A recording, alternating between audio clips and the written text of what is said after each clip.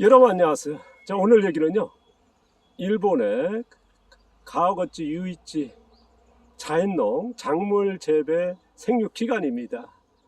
아주 조심스러운 얘기가 이제 계속 되는데요.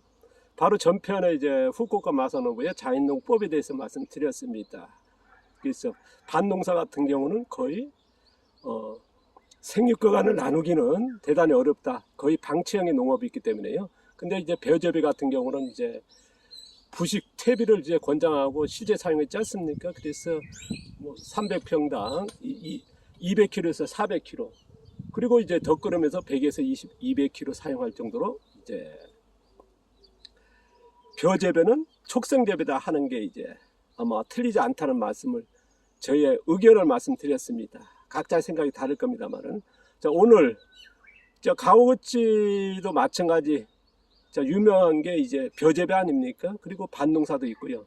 뭐 먼저 이제 밭농사를 꺼낸다 그러면 밭농사 같은 경우는 이제 풀비료, 자, 유기물 멀칭하죠. 그래서 아마 제가 이제 완전히 해부한다는 건 힘들지만은 이제 그 지금까지 자료, 그 다음에 이제 제가 일본에서 많은 농가들, 그리고 이제 가와거치 선생한테 이제 몇 년에 걸쳐서 배운 분들, 그 다음에 그 현장에서 정말 많이 이제 접촉해 왔지 않습니까? 교육도 하고 이제 만나기도 하고. 그랬을 때 보면은요, 제가 뭐 틀릴 수도 있습니다만 거의 전통 재배와 지연 재배, 이 양쪽이지 않을까 싶습니다. 지금 우리가 이제 지금 작물 재배의 생육 기간에 대해서는 전 세계 농업의 어떤 농업도 촉성 재배와 뭐 초적성 재배로 간다는 화학농이나 친환경 유기농의 개념이 있습니다만은 뭐 자연농에도 없고 전통 농업에도 없습니다. 그러니까 전 세계 농업의 천재의 농학에서는 작물 생육 기간, 작물마다 생육 기간 그것만 따주지 전체적인 초적성 재배다, 촉성 재배다, 전통 재배다, 지연 재배다 하고 하는 그런 나누는 없거든요. 뭐 그러다 보니까 이제 가와거치의 밭농사에서 정확하게 내리기는 힘듭니다. 왜냐 그러면 자신들도 그렇게 나누질 않았기 때문에요.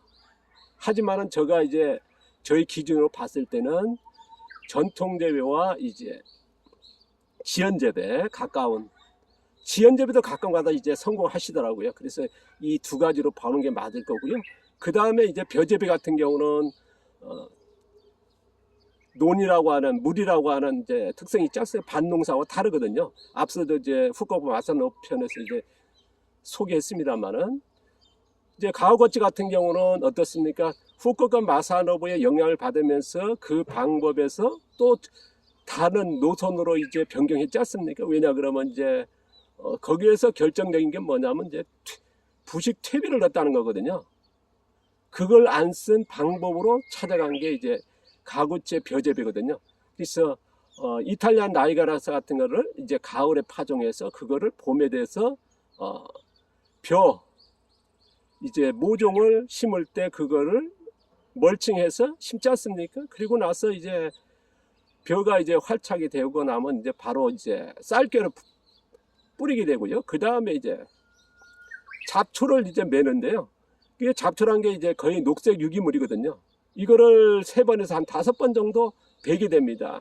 그러니까 5번에서 7번, 뭐 농가에서는 다릅니다만 상황에 따라 다릅니다만은, 그래서 보통 5번에서 7번 정도의 비료 투입이라고 하는, 어떤 분은 그렇습니다. 풀은 비료를 안 본다는 이제 얘기도 하지 않습니까? 저는 이제 풀도 비료다라고 하는 걸 이제 저희는 이제 전제로 해서 말씀드리지 않습니까? 이제 무경은 무비로 주장하신 분들은 이제 풀 같은 거 넣어도 그건 비료가 아니다 하지만은, 어쨌든 아까 이탈리아에서 멀칭했을 때 어떻습니까?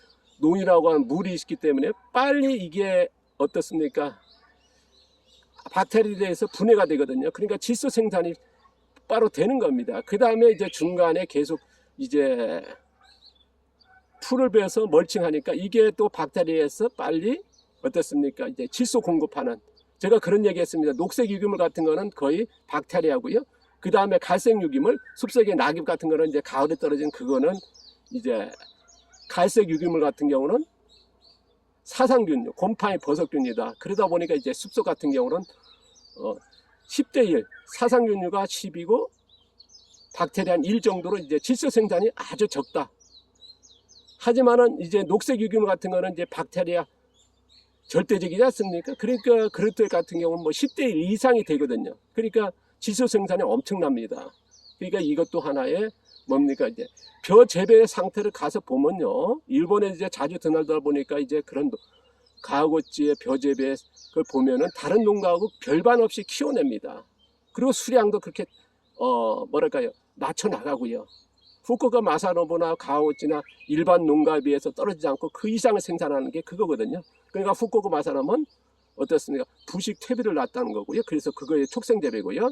그 다음에 가하고치 같은 경우는 풀비를 위해서 거의 촉생 재배에 가까운, 그러니까 일반 농가들하고 주변의 농가하고 비교해 보면 거의 같습니다. 생육 기간이요.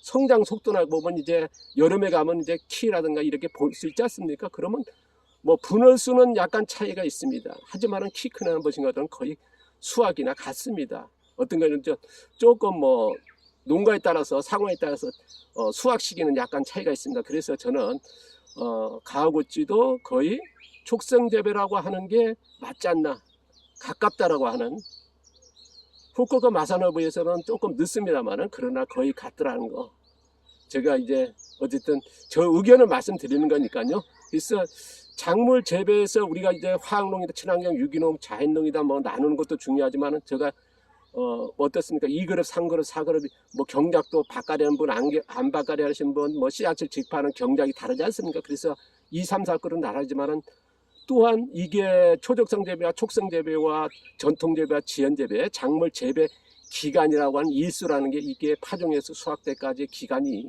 엄청난 큰 차이를 보이거든요.